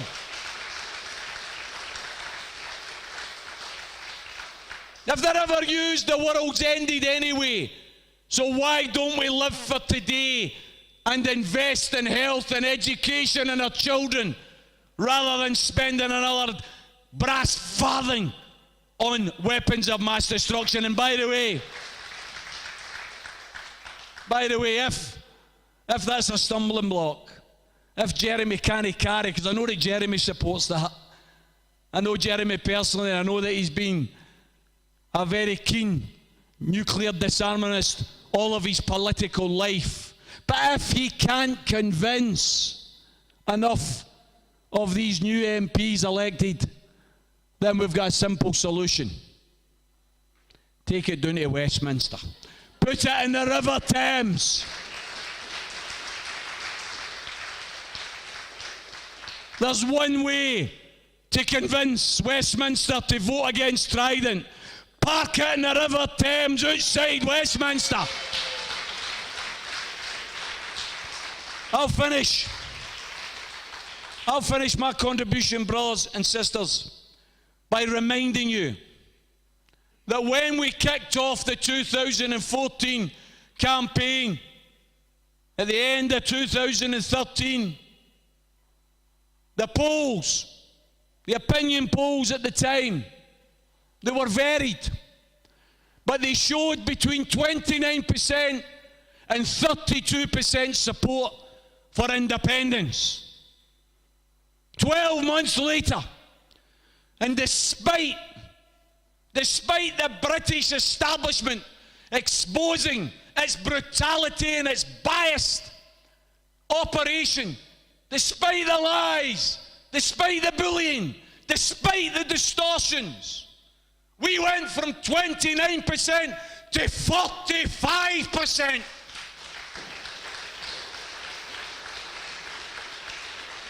Brothers and sisters, I'm absolutely convinced that whether it's 2018, that's when I would like to see it, or whether it's 2019, we can turn the 45 into 60% for independence. Thanks very much. Ladies and gentlemen, Mr. Tommy Sheridan. So folks, apologies, we're running quite behind schedule, obviously running a bit late. We will get through some questions. So obviously if you've got a question, we'll ask you to put your hand up and our lovely assistant will come round and obviously give you a shot at the mic. If we could just ask if you give us your name when you stand, and keep the question brief because we want to get through as much as possible. So we're going to take them in rounds of 3, and we're just going to start off actually with some that's come in over the stream online through Independence Live. So the first one I think's just been answered. It's from Casey Jones, who's asked who do we vote for in Scotland in the Westminster election. Well, I think Thomas just summed that one up for you, Casey. We'll take the next question from the lady I'm in the just crowd wondering there. if we could have a short break first before we go into questions. Time, unfortunately, we're running behind. Apologies. Anyone else? Gentleman there, please, John. Hi, thanks. John Riley, I'm not a member of any political party. I was involved with SNP for 25 years, and of course I've always supported independence and believe Scotland's future should be in Scotland's hands, free from Westminster but also free from Brussels, and that's where I'm with Tommy on that one. I've left SNP in disgust because after the vote that we had last year, to see the First Minister running around Europe trying to justify Scotland's position has just put me right off, totally put me off. So how do we keep the 38%, the over a million Scots who voted to leave the European Union, how do you keep them on side? Because we're no racists and we're no bigots. We're entitled to have our opinion, as Tommy says. You need to, don't alienate them. That's the most important thing out for me, anyway. Next one, John, we'll take them in 3. Just gentleman at the side.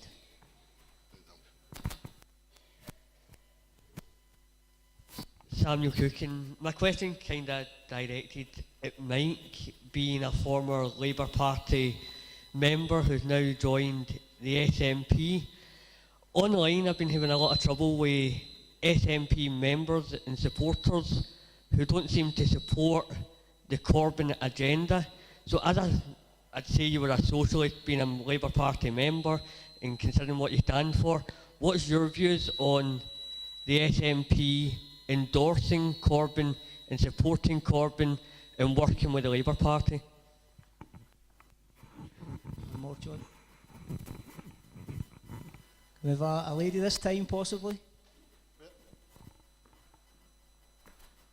Well, sorry, Bobby. Hi, my name's Bobby Russell. I own a local driving school here. Now, I see a lot of kids.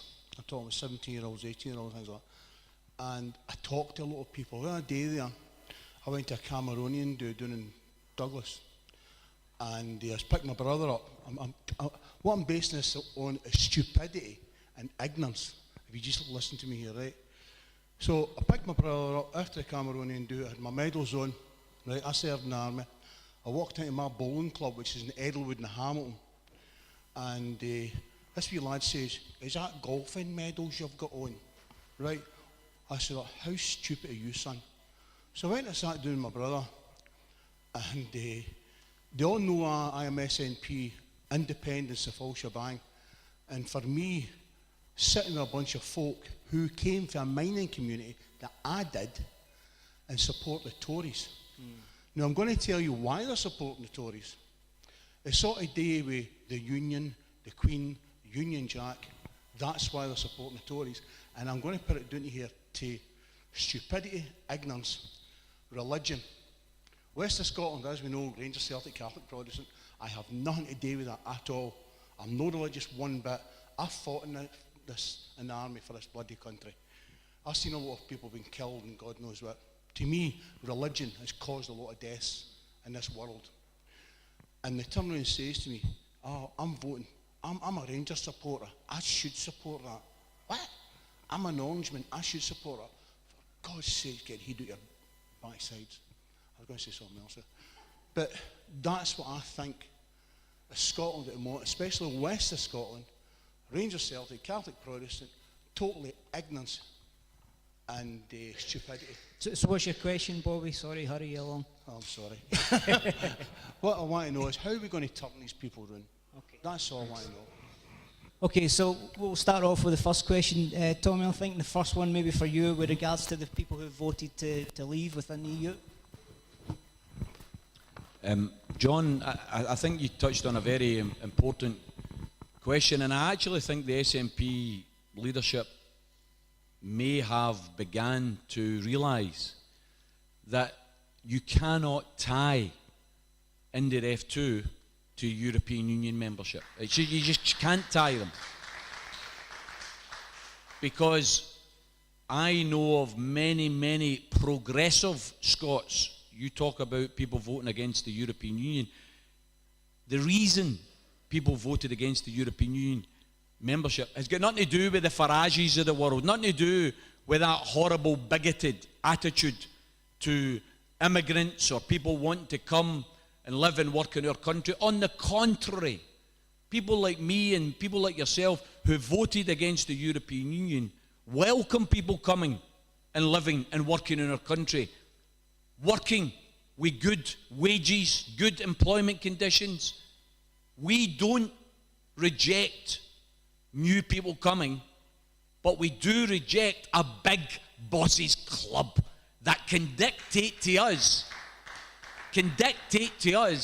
what we can and can't do politically and economically. I seek refuge in one of my heroes, Tony Benn. Tony Benn was one of the most ardent anti-European Union campaigners, based on democracy, based on that basis of when you vote for something, you should be able to get it if that political party wins elections. And the truth is, the European Union has been used as nothing more than a club over the last 10 years to batter Greece, to batter Ireland, to batter Portugal, to batter them into submission and to get them to support austerity measures that impoverishes millions of people across those countries. I don't accept that as a way forward. However, and I'm sure you'll agree with me, what we do when we're independent is we have the debate. And you get people like me and maybe Mike or maybe others, and we'll be on different sides of this argument. But it'll be a positive argument. It'll be an informed argument. It'll be an educated argument. It won't be a xenophobic argument. It won't be about getting an extra £350 million a week into the NHS if you vote a certain way.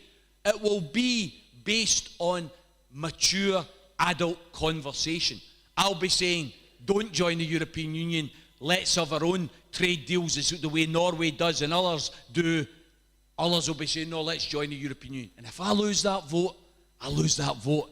At least the people of Scotland will have decided democratically.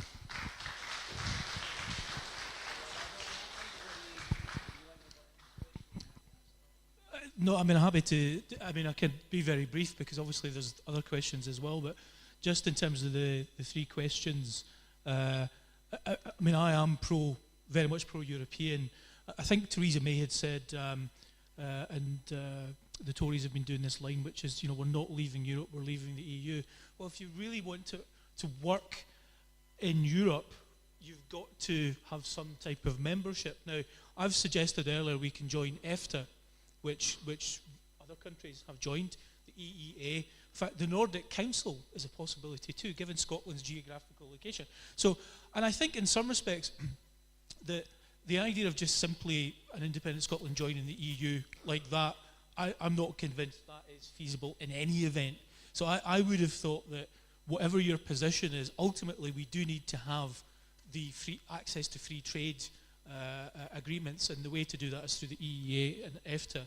The whole issue of the EU itself is something that is not completely within our gift in any event. So it may well be that the practicalities of that result in a solution for some people. But in terms of the other questions, very quickly, had asked the question about Jeremy Corbyn's manifesto. Now, obviously, the SNP is a broad church. You've got people from the left to, dare I say it, to the right, because that's the nature. Everyone's united by the idea of Scotland being independent. But I certainly think there's lots of things in Jeremy Corbyn's manifesto that I find incredibly progressive and attractive. And there's lots of things, of course, that are reserved to Westminster. So if you think about, the idea of nationalisation for certain industries, or indeed economic regulation, to be able to regulate, for example, pricing, which is well, the Tories have mooted it with the idea of saving £100 a year. I mean, effectively, their manifesto, as far as I could work out, is taking everything away from you, possibly giving you £100 off your fuel bills and bringing back fox hunting. That's kind of it. But there's certainly lots of incredibly progressive things in the Corbyn manifesto, which I certainly do embrace and do support.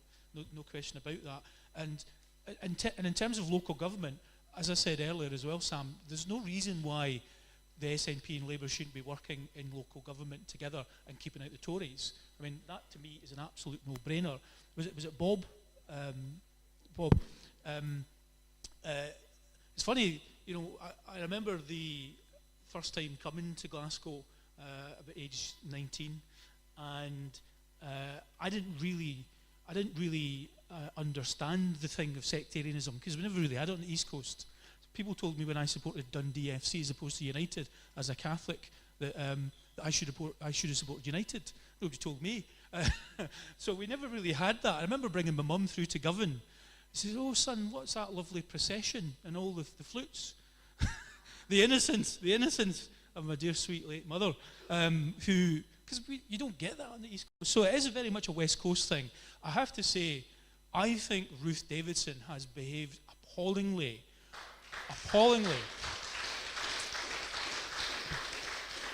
They call it dog whistle politics, where you put out a message which has really got, well, in the case of Ruth Davidson, not so subliminal, but what you're really doing is playing to the lowest common denominator, and she's been doing that big style.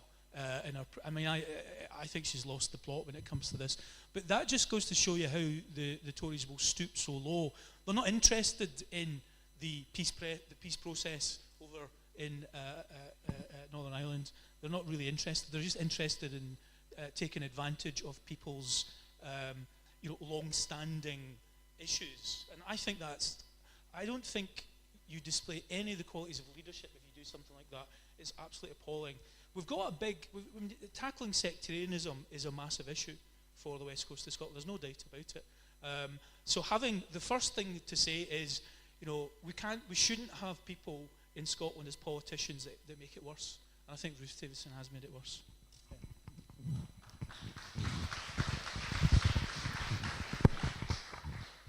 I'm not really up to a lot of things, Independent Scotland. Very, very simple. You don't want an independent Scotland, you don't vote. You get a Tory government. Then you've just got to accept that forever, ever, whatever the vote in England, we're going to get. Because a total 5 million here. There's double that in London itself. So we don't need to bother voting, it's just whatever they're going to do, we're going to get. And the past has shown we don't get a lot. We don't get a lot. Poll tax started in Scotland. There are still people trying to pay their poll tax off here. It was abolished in England. It was abolished in England. But people here are still trying to pay it off. And as a fact, there's some people go to a job. And part of their interview, they discover that they've not paid their poll tax, they're not getting their job. And sectarianism. I go into the street on a Monday and a Thursday night, we feed homeless. But a simple way of dealing with it. I was brought up, I'm blessed, I was brought up with a family that wasn't tolerated. I was brought up to respect a man for what a man done and how he conducted himself. Not for what colour he was or what faith he was. And I say to the guys there, because sometimes you go in and you hear comments like, a packy soap. And I say to them, see when you take ill, the white doctor comes to you, and you're lying there desperate ill, do you say, you're a Catholic, you're a Protestant? You say, going to help me. And when the coloured doctor turns up, you don't say, I don't want you, you're coloured. You say, going to help me. And see, when they get the help, they walk back out the door and they pick up their ignorance again. Because that's what they saw doing, ignorance. It starts with school. It starts with the home. Children are what they are taught. If you don't teach them, they don't know. Thank you.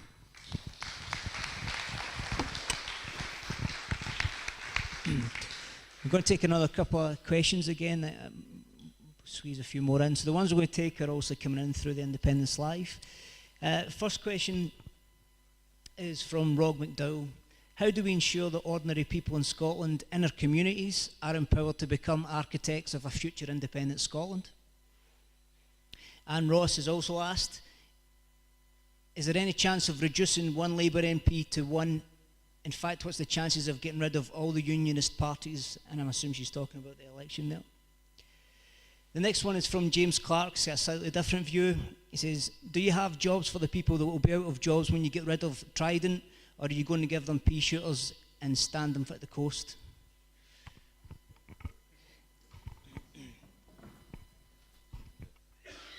The last question is certainly the easiest question.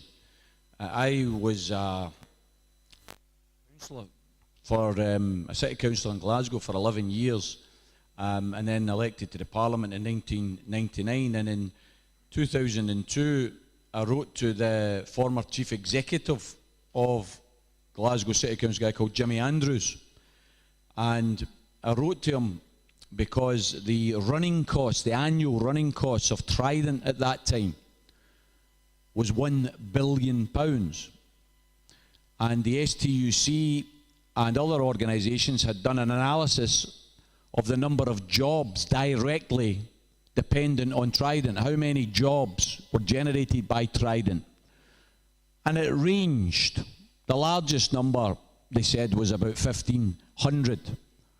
Direct employment was 500. But they said ancillary jobs, you could say maybe as many as 1,500. So I wrote to Jimmy Andrews and I said, Jimmy, as a Director, Chief Executive of Glasgow City Council, see if I gave you £1 billion a year, how many jobs would that represent?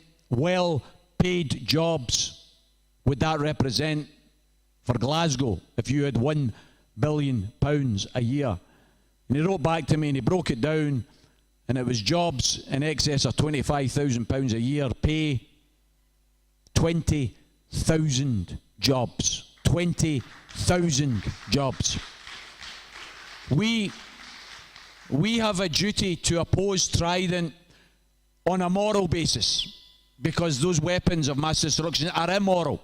So I'm not going to hide for that.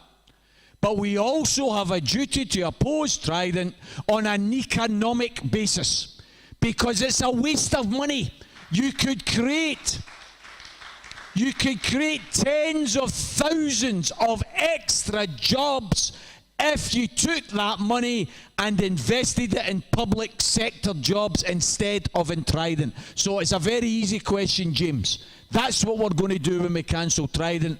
We're going to create more jobs, and we're going to create a more peaceful Scotland. The other two questions, I think, have largely been answered in terms of the voting thing, although I think it was Rob said, how can we create ambassadors? Everybody has to be an ambassador, folks. Everybody. We can't have a position of leaders and followers. We need a position of ambassadors. Every single one of us has to be ambassadors.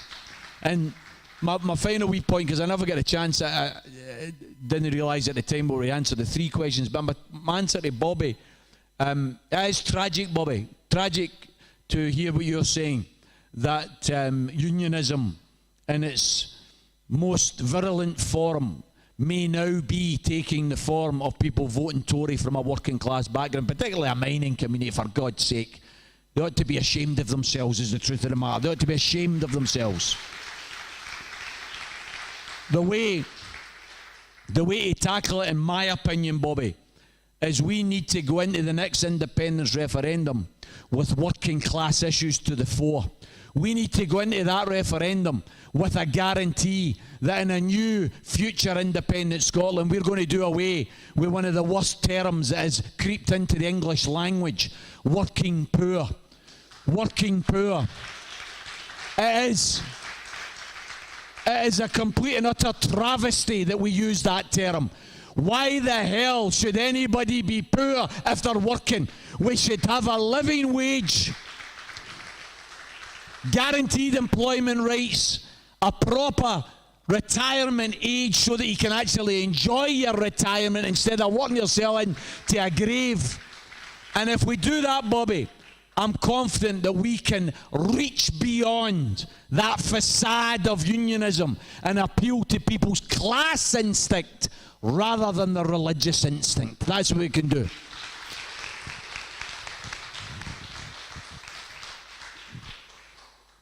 Yeah, I mean, I don't disagree with anything that Tommy said. I mean, to answer, I think Rob's raised a really interesting one in terms of how do we empower people in communities. And I think what I find, and I'm very optimistic about this, because I've been going around the country in the last few months and doing talks, and more than just doing talks, more actually having a discussion, because I think it's about discussing the issues with people. And one of the talks I did was in Perth, and what I found very significant was that in 2014 there wasn't a Yes Perth City, but there is one now.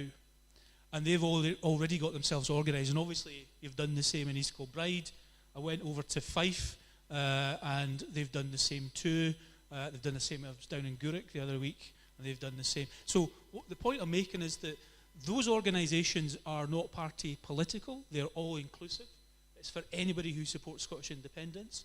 They've got people already teed up in terms of people that will be activists. They've got materials in terms of promoting the issue.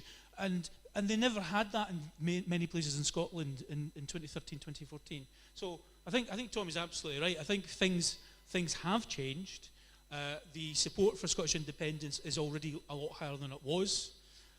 And I think that the way to win it is going to be one, I think, in communities. And what we need to do is make sure that we've got people that are able to speak to neighbours. And I'll finish on this point if I can, Paul, which is that I think we need to have a different strategy in terms of, say, 2014. It's got to be about persuading people. It's not, if somebody has a different view to you, I don't think there's anything to be gained from criticising them.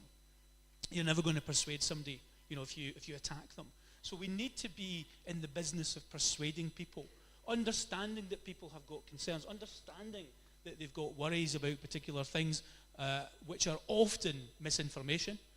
And we need to present people with the solid facts, but also give them, I think, the option, which is that, look, unlike in 2014, we do have this crossroads in Scotland, and you've got Theresa May, Ruth Davidson, and darkness jumping off the edge of a cliff like a lemming, or you've got the ability for Scotland to take its own path, have its own destiny, and a destiny where, if you think about it, we've got so much talent, we've got so much in the way of natural resources, we've got everything going for us.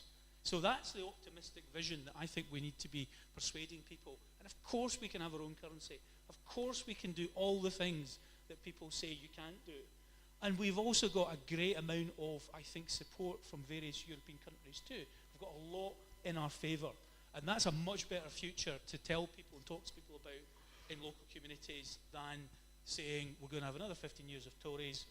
I mean, Tories are already talking about more cuts to benefits. I mean, how could it's hard to imagine what more they can do because they've done so many negative things. So I think that's the way we're going to win this.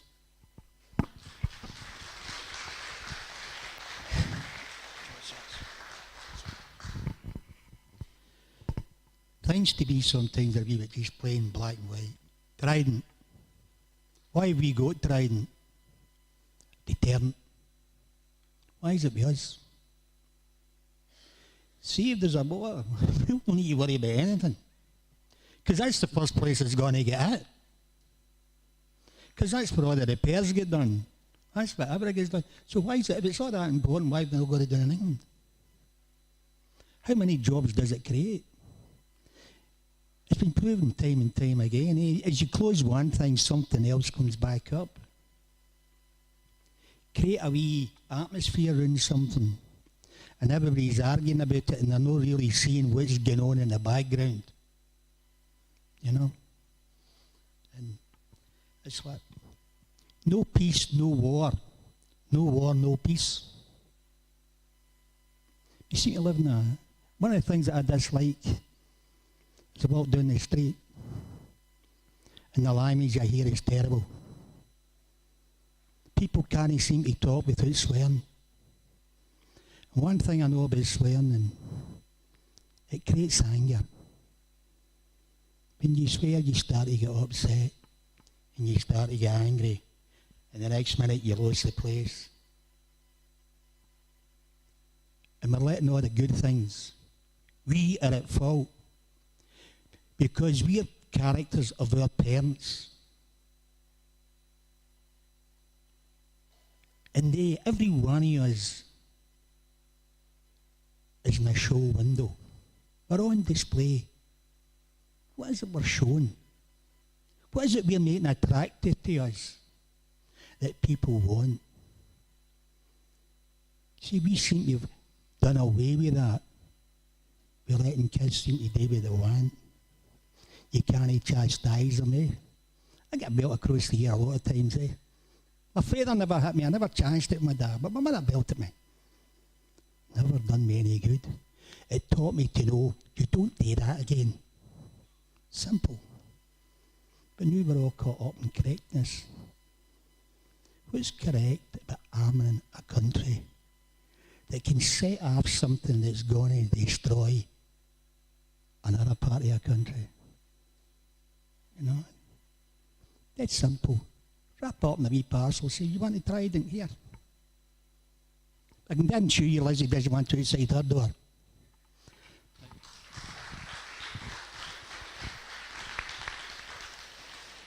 Ladies and gentlemen, apologies, we've actually run out of time. We won't have time for any more questions. Just before we kind of move on to thank everybody that's came along tonight, I just wanted to point out with regards to obviously tonight's session's been streamed across the internet, across the world, thanks to the guys at Independence Live.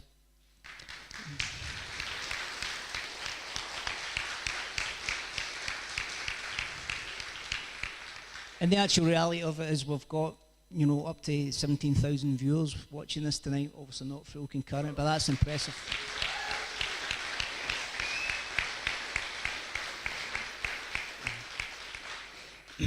So, listen, just obviously the reason we raise it as well is these guys are the heart and soul of the campaign, have been for all the time since 2014. So I know you've gave us a bit of change in that, and we're truly thankful for it, but if you don't forget the guys, because they don't get any funding, it's really just any contributions that anyone can give at all. So thanks if that's possible. So thanks to the guys from Independence Live.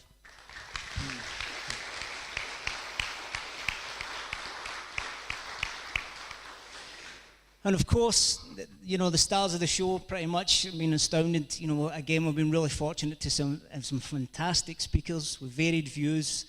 I just apologise we couldn't get through more questions. Ladies and gentlemen, our fantastic speakers, Mr. Tommy Sheridan.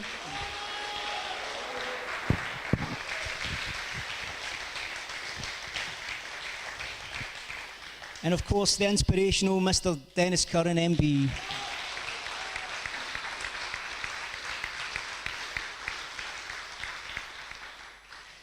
And one who obviously brings about the kind of subject matter, encapsulates it more than certainly the other speakers of the night. Again, the further inspirational Mr. Mike Dailly.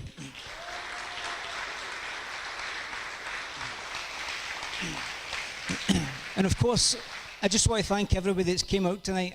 I know we're in competition with football and TV and various other bits and pieces. And I know we're slap bang in between two national elections. So I know we're probably fed up with politics and stuff. So the fact is you've come out tonight, the fact that you're tuning in online speaks volumes. So appreciate it again for coming and enjoying that tonight. The only thing is there's been some sign-in sheets coming through just to explain what them are about.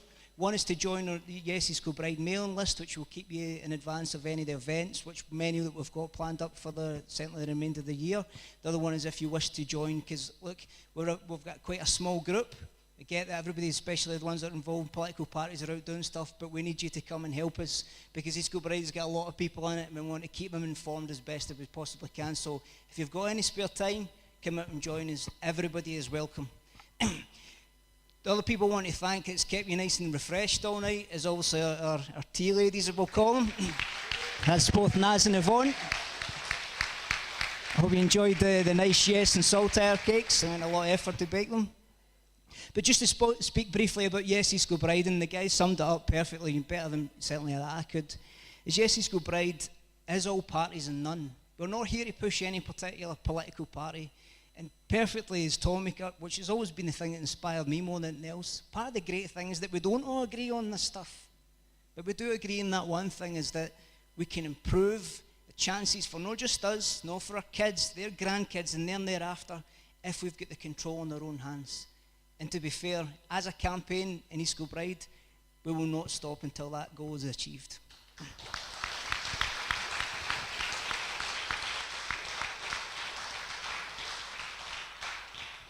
So, ladies and gentlemen, I bid you all a safe onward journey, and thanks again. Hope to see you again at some point in the future. Thanks again. Good night.